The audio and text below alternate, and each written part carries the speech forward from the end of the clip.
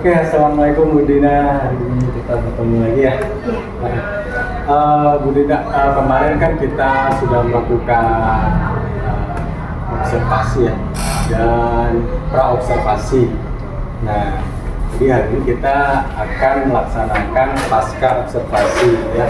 Kalau nggak salah kemarin Bu Dina materinya tentang penguasaan Konstantinopel oleh Turki Utsmani dan pelayaran dunia.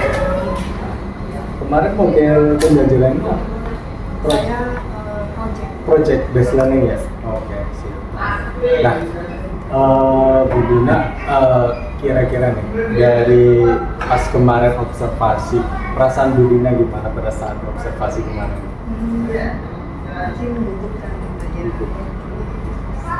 tegang juga. Mungkin karena kan biasanya tidak ada orang gitu ya di kelas saya, jadi tiba-tiba ada yang masuk gitu ya kelas saya aja. Nah, dari yang kemarin Bu Dina laksanakan pembelajaran di kelas pada saat observasi, kira-kira apa nih yang menurut Bu Dina masih kurang seperti itu? Yang menurut saya masih kurang ketika saya melaksanakan pembelajaran itu adalah alokasi waktu. Ketika kita sudah mulai merancang sebuah desain project gitu ya, dan itu kadang-kadang alokasi waktunya saya menempatkannya cukup sedikit waktunya, sehingga anak-anak pun bilang, oh saya belum selesai untuk mendesain project saya gitu. Jadi sehingga saya menambahkan waktu tambahan gitu ya di pertemuan selanjutnya.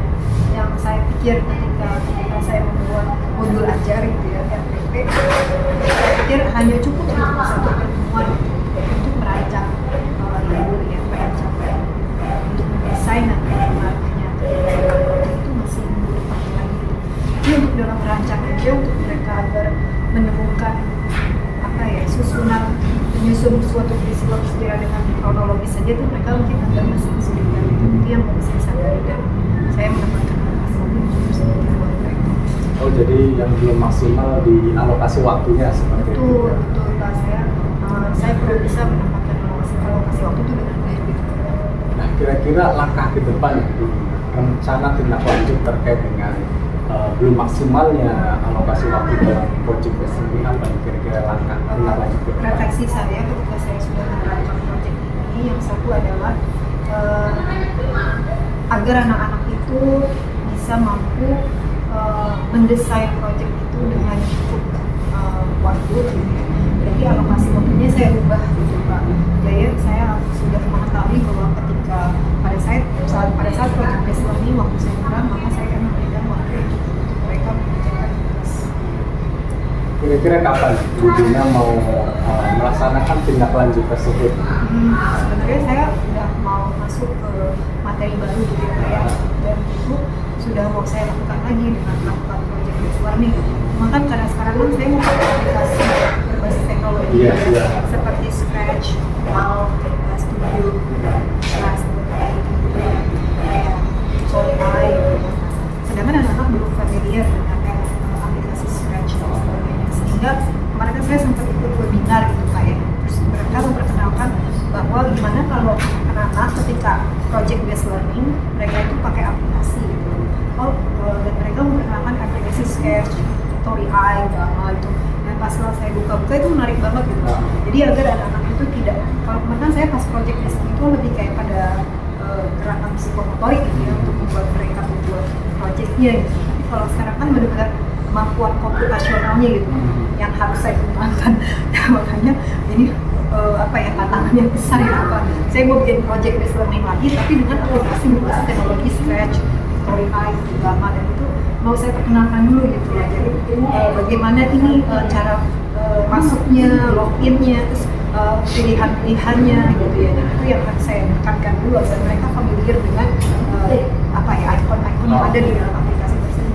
Makanya ini bisa project based learning ini pakai bisa 3 kali atau 4 kali pertemuan. Kalau kemarin kan saya cukup project based learning saya itu hanya 2 kali pertemuan. Tapi kalau saya mau pakai aplikasi ini, mungkinan saya bisa 3 atau 4 kali pertemuan agar mereka terbiasa lagi dengan aplikasi yang mau saya kenalkan untuk nanti digunakan untuk buat project. Jadi seperti itu. Nanti di sini selain Bu Dina akan memperbaiki pembagian alokasi Iya, waktunya, juga Bu tapi Dina saya juga akan mau memperkenalkan dengan model aplikasi berbasis teknologi Scratch. Kebetulan kemarin pas waktu ikut webinar itu, pas saya buka, dan itu metodenya menarik banget untuk menerapkan tentang project based learning gitu ya. Cuma dengan menggunakan aplikasi, dan setelah saya buka aplikasi Scratch itu, oh ternyata instruksinya tuh cukup mudah gitu. Cuma kan anak-anak kalau masuk ke sebuah pembelajaran dengan aplikasi, mereka kadang-kadang udah takut dulu gitu. Nah, makanya mereka familiar dulu gitu kan. Nah itu mungkin bisa lebih dari satu pertemuan Pak. Makanya saya pikir wah ini kayaknya bisa 3 atau 4 kali pertemuan ketika saya akan menerapkan project based learning itu lagi gitu. Wah, sangat luar biasa sekali ya, apa namanya, skema dari Bu Dina, rancangan yang sudah ada dipikirkan, dirancang gitu untuk kedepannya. Ya tentunya itu akan berkaitan juga dengan alokasi yang tadi Iya, Bu betul, Dina Pak. sudah ini ya, katanya yang tadinya bisa 2 pertemuan bisa 3 sampai 4 ya, dengan teknologi yang rencana Bu Dina akan ini ya. Saya Wah, coba mereka pakai. sangat luar biasa Sebenarnya sekali. Pictory AI itu lebih gampang dibandingkan Scratch. Tapi saya masih agak bingung antara Pictory AI sama Scratch itu. Jadi entah saya mau perkenalkan dua-duanya dulu atau nanti mereka yang milih gitu. Memang mereka mau menggunakan aplikasi Scratch atau Pictory AI. Jadi waktunya tuh mungkin agak lama gitu. Iya. Jadi project itu agak Mudah-mudahan apa yang Bu Dina rencanakan ini nanti berjalan lancar. Tentunya Iya. ini kemajuan dalam bidang teknologi ya, dalam pembelajaran seperti itu ya. Kan memang kita dituntutnya kayak gitu ya. Zaman sekarang tuh dulu harus punya pembelajaran berbasis real ya. Dulu kan kemarin saya ikut M gitu ya. Dan bahasanya menarik sih, saya lihat aplikasinya juga menarik, terus juga saya kembangkan aja nih untuk cerita learning berikutnya gitu. Jadi untuk diterapkan. Ya mungkin kalau dalam penerapan lo pasti ada aja yang tidak sesuai berjalan dengan teori yang kita inginkan gitu Pak ya. Tapi ya saya ingin coba aja memperkenalkan anak untuk menggunakan aplikasi untuk mengembangkan keterampilan komputasional mereka. Berarti artinya dalam waktu dekat ini Bu Dina Iya. mau mencoba hal tersebut. Dengan materi yang baru. Oke, semoga apa yang Bu Dina cita-citakan tersampai. Mudah-mudahan ya. Namanya tantangan gitu ya. Tantangan baru, dan saya juga harus belajar juga yang tentang cerita Oke, terima kasih Bu Dina atas referensinya, hasil observasi kemarin, dan alhamdulillah dengan kegiatan pasca observasi itu Bu Dina jadi ada wawasan baru nih ya, Iya, terkait dengan iya. penggunaan teknologi dan rencana. Dan mungkin karena alokasi kita waktu mungkin juga. dituntut tadi sekarang itu harus aktif mengikuti webinar PMM. Jadi banyak banget pengetahuan yang kita dapatkan gitu ya. Dan ternyata kita masih punya banyak kekurangan gitu ya dalam belajar. Ketika mereka tuh sudah mencapai level tertentu, oh saya masih di level ini gitu. Sehingga saya aja bisa gitu kan, masuk ke level yang berikutnya.